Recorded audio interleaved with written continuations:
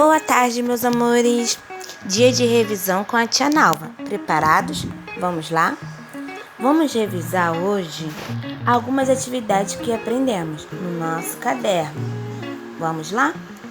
Cubra o pontilhado e descubra o nome do meio de transporte aéreo. Faça um colorido bem bonito. Esse é um meio de transporte. Você vai cobrir e depois vai pintar. Depois você vai ver qual é esse meio de transporte. Será que é o trem, o avião ou o carro? Na atividade 2 tá, numere conforme a legenda. Aí no número 1 temos os meios de transporte terrestres, que são aqueles que andam na terra. 2, os aéreos, que é aqueles que voam. E o 3, aquático, os que andam na água. Você vai numerar aí. E agora vamos para a nossa atividade 3. Desenhe um meio de comunicação que podemos falar com alguém que está distante. Aquele amiguinho ou parente que está bem distante. Como é que você fala com eles? Através de qual meio de comunicação? Fala aí para a tia Nalva.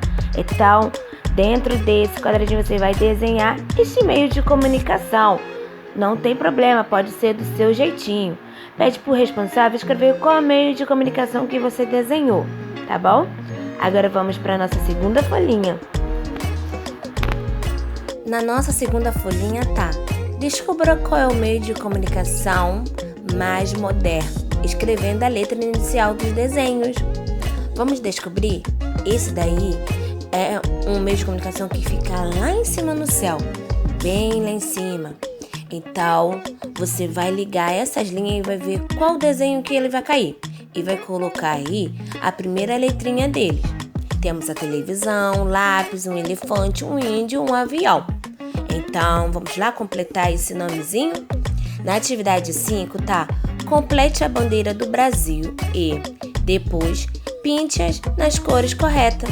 Vamos lá? Caprichem!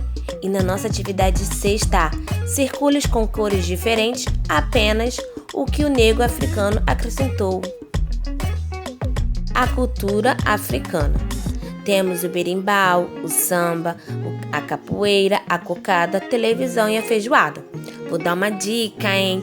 É um instrumento e também danças e comidas. Ouviram? 3 dicas que a tia Nalva deu, hein? Um instrumento, danças e comidas. Então você vai circular com cores diferentes, ok? Eu acredito no seu sucesso, gatinho e gatinhas. Agora vamos para a nossa atividade do nosso livro. Vou colocar as páginas.